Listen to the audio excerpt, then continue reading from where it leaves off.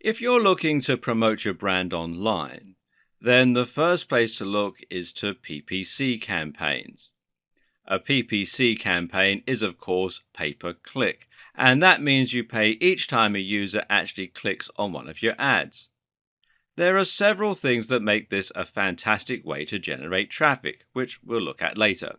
For now, though, suffice to say that PPC gives you the precise control that any advertising campaign needs and allows you to build a perfect business plan with a precise advertising spend, target demographic, and profit margin.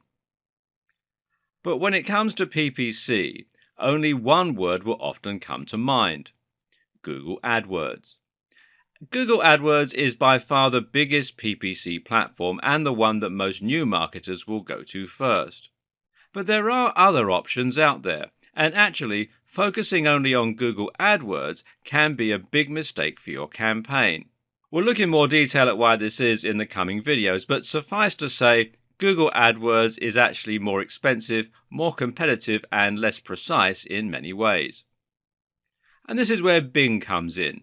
Bing can help you reach an entirely different section of your market while avoiding direct competition with some of the bigger competitors in the field. As we'll learn, Bing can offer you the perfect backdoor and can even help your rankings on Google. It's the perfect starting point for the small, lean business and a very wise backup source of traffic for all online businesses.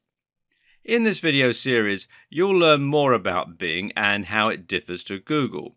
You'll learn why it's crucial to start paying attention to Bing, and you'll learn how to take advantage of all its unique features. At the same time, we'll also be looking in depth at the best practices for creating successful PPC advertising campaigns on Google or Bing, and we'll see how this can be employed as part of a comprehensive business plan.